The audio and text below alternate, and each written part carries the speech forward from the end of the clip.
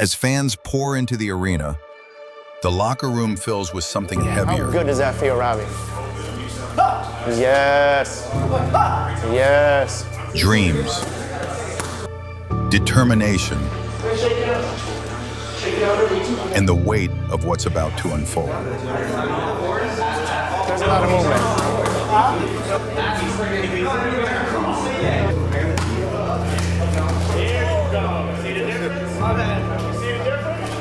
Ready to show everybody what a hobbyist does? So easy. I don't need you waiting. I don't need you responding. I need you to be first. They can grapple us. We don't have to grapple them. We can fight them. So who's gonna win? Why? Why? Because you're gonna instill whose game plan? So fucking do what you want. Don't play his game. You don't need to stand in the middle. Please just angle. Look, you got more tools than two hands, right? This is MMA. You gotta use all your fucking tools. If I'm here, I'm throwing. There you go. There's a lot of movement. This fucking shit's gonna be fun. Every second in the gym, every sprint on the hills, every trial endured in training camp, all lead to this very crossroad. Welcome to another episode of Savage Ronin.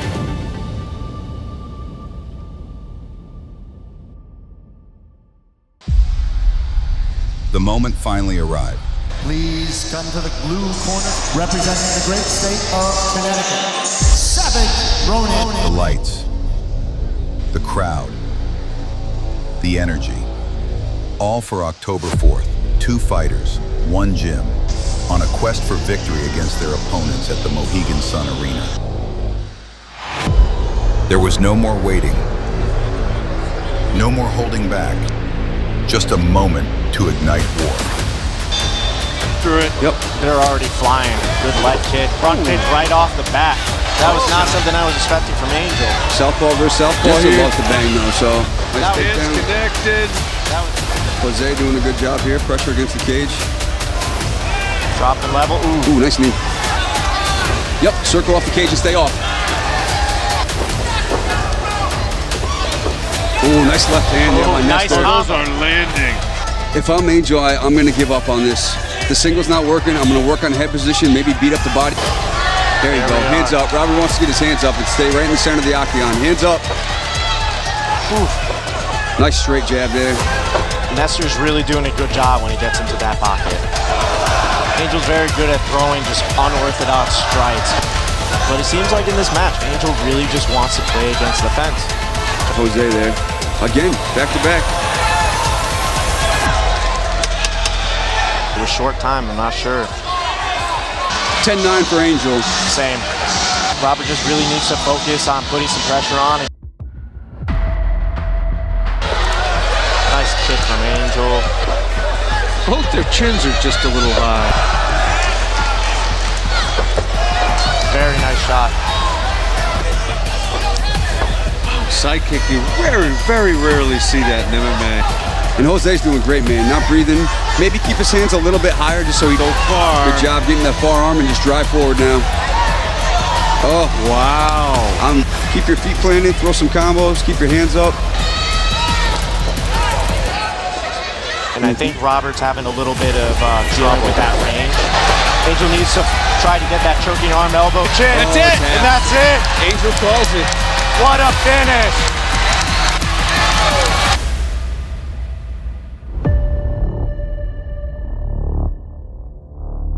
Punches and bunches Yeah, there. Right there hand you go. behind it to be careless with eating punches, just to land his own.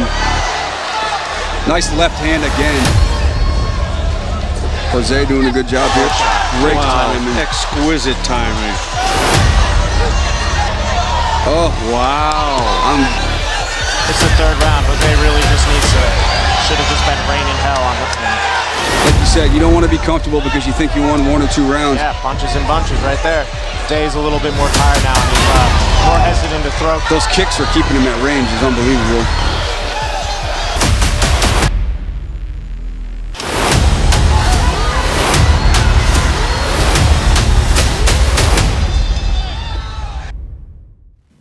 How are we feeling? Let's knock that out real quick. How am I feeling? Yeah. I mean, fights went the way they did. I'm proud of them both. You know, kind of went the way we thought they were going to go. But it's all a learning experience. You know, that's why they're amateur. You know, you do it, like I always say, you do it for the experience. They're not pro. You know, we fight uphill. We start fighting downhill, then somebody can say something. Win, lose, or draw, this shit's all going back to 0-0. Like, as much as I want to bitch about the decision, I can't, like, you know, I had fun. I had a good time. Like, and a lot of people who were there felt like I won. Like, a lot of the other fighters and other coaches told me I got robbed. You know what I mean? But it is what it is. I ain't stressing about the decision. Well, I always pick the tough opponents. You know what I'm saying? Like don't, like I said, don't let the record fool you. I don't know if he's an amateur no more, but I'm still the dude who knocked out the #1 amateur in the country in 13 seconds. And then after that, he went back to fighting a bunch of cans. You know what I'm saying? So, yeah, he's pro undefeated, still fighting tomato cans. You know what I'm saying? So, I'm sure I'll see him again eventually, but right now we're working on what needs to be worked on. You know, the game plan was who Nestor is. Nestor likes to stay in your face, like you said, smell my breath and fuck you up. The biggest flaw to this point was his inability to get off the cage and off the ground. He did that, you know. He's, you know, still got little things to fix, but like each fight with him has been a progression, breaking a lot of bad habits, and he's starting to do it himself now. If you look at a lot of like the world champions, a lot of the people who really excel in this sport, these dudes have been doing it their whole lives since they were babies. I started this shit, I was damn near 20 when I started. So, you know, I was playing catch up the whole time. And I'm on y'all asses now. So, yeah, y'all gonna have a problem. This is like the first fight I really feel like he was using a lot more of what we coached. And it fucking felt good to see. It felt good to see him fight off the cage. Felt good to see him get up. Felt good to see him throw, you know, a little more free without constantly thinking about being stuck on his back. He was able to let him go, beat the body up. That's kind of the game plan. Beat the body up and stop the shot and then go for the KO. You know, we were working some takedowns and some cage work to kind of wear the other guy down. Like I don't know if he said it, but after the fight, he's like, I saw I could have done that in the third, but I knew I wanted to knock him out, so I was like, fuck it, I'm just going to keep it standing. I don't know if I was still yelling or if I got stuck just like, oh, fuck, he's doing what he's supposed to do, you know what I mean? And then, so I'm like, oh, fuck, he's listening better. Like, you know what I mean? It was good. Definitely, it was definitely fun coaching Ness last fight. So I had fun in there. Like, I had fun. I ain't take no damage or nothing. Like, I felt good. And even though he took me down in the third, like, I got up. Like, I think the May fight, I don't really, like, I'd have to watch it again, but I think I ended one or made, I don't want to say nothing that's not true, but like off the top of my head, I think I might have ended every round on my back, that fight. This fight, I didn't end no rounds on my back, and I'm not going to end a round on my back ever again. Fuck y'all. Ooh. Let's go, baby. Hey. Here we go. See how much easier they come? Here's your legs. Oh! Robbie looked great in the back. To the point where I had to start defending myself because that motherfucker was rocking me. And then, yeah. When you took that angle, it was perfect. And then you threw that kick to my head. And you just threw it. That's what, just look, see? I don't care what you throw, do I? Just fucking have fun. Just throw what you feel good with. The atmosphere in the back is always high. You know, we're cracking jokes, making each other laugh. If someone feels nervous, break the energy a little bit. There's no need to be nervous. Right away, boom, boom, hey, right away, nice. This is the activity I do. And then you want to reset. Hey, you look amazing. I almost want to fuck you. No one's stopping you. I love that fucking kid. He'll come in for 8 to 10 weeks a year. He'll be like, hey, I want to fight. All right, when you coming? When's the fight? October. I'll be there in August. He'll train for fucking a little bit of time, and he don't care who he fights. We try to find him a 115 because he walks around at 125. And he's like, yeah, no, we don't have no 115ers. He's like, I have never had a 115 male So I'm like, oh, fuck it, we'll do 125. You know, other people want redemption. So we never say no. Like I said, we'll fight uphill before we fucking fight somebody below us. Some people get off on that. The game plan pretty much was take my angles, kick a lot, move a lot, make them frustrated, get them heavy-footed, flat-footed. We noticed in the second and third round, a lot of fights he gets flat-footed. So just kind of get him frustrated, kind of dance around him, kick him. Don't commit to too much of anything unless it's there. And that was what I went for. I mean, first round, his takedown defense was good. His cage defense was good. You know, I'm sure if you look back, our game plan was to not be center line with a bigger opponent. That's the only way a bigger guy is going to beat you. And that's exactly what happened. He wasn't outstruck. He wasn't out-grappled. He just tired himself out.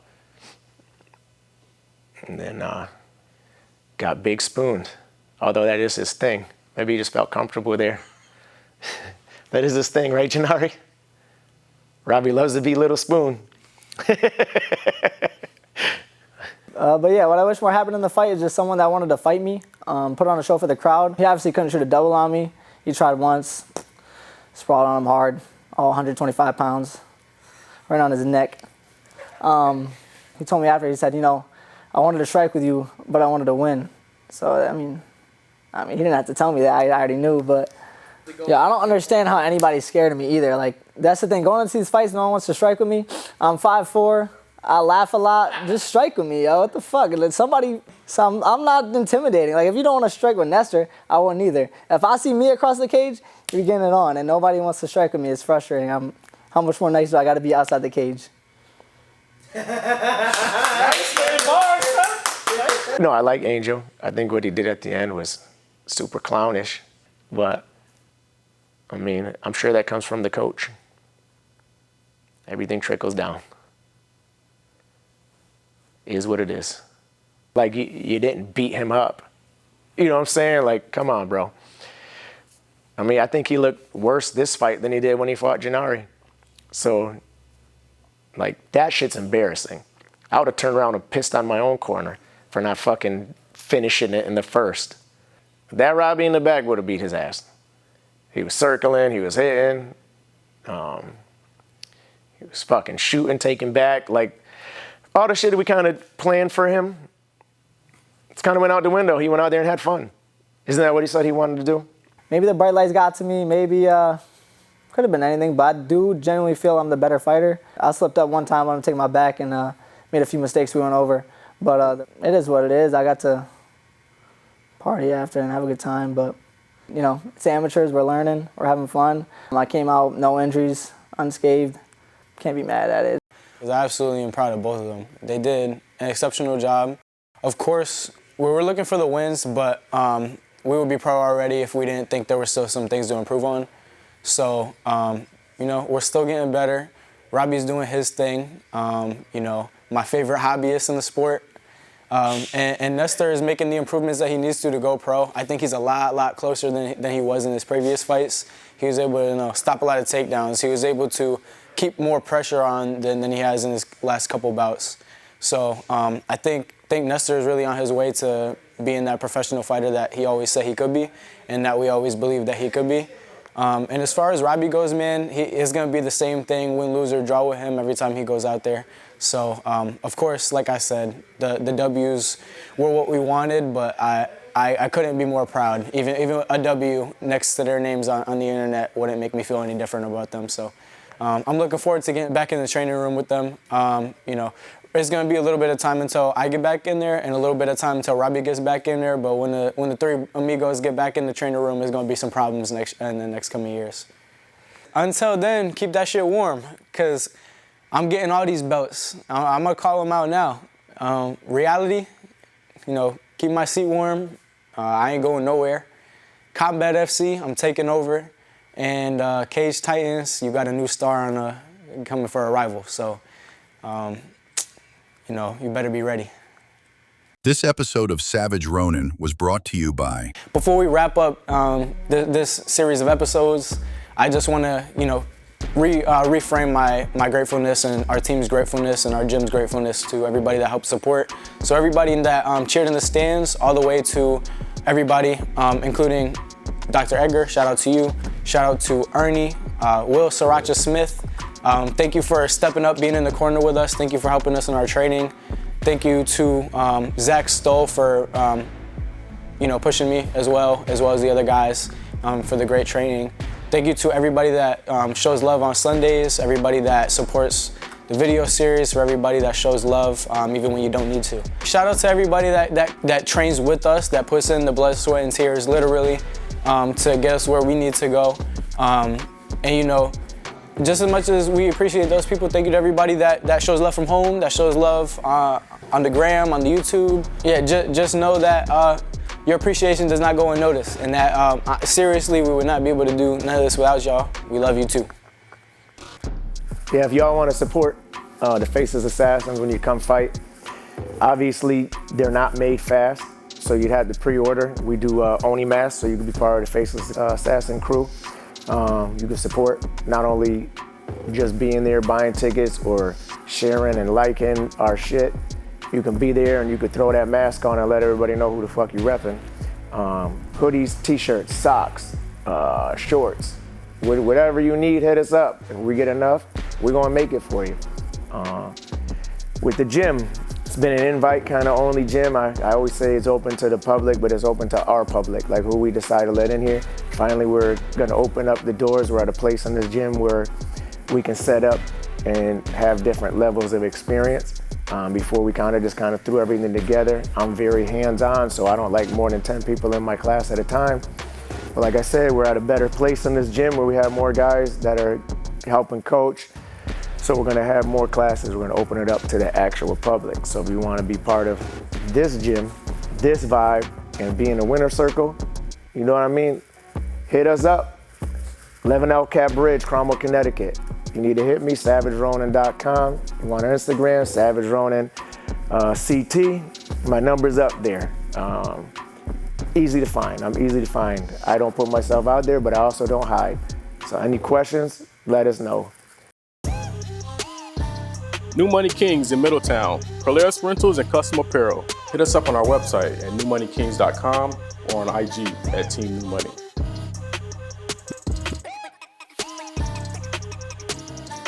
Went for Team New Money. Iliano's Pizza in Middletown, serving up authentic Italian flavor, fresh from the oven, located at 534 Washington Street in Middletown, Connecticut.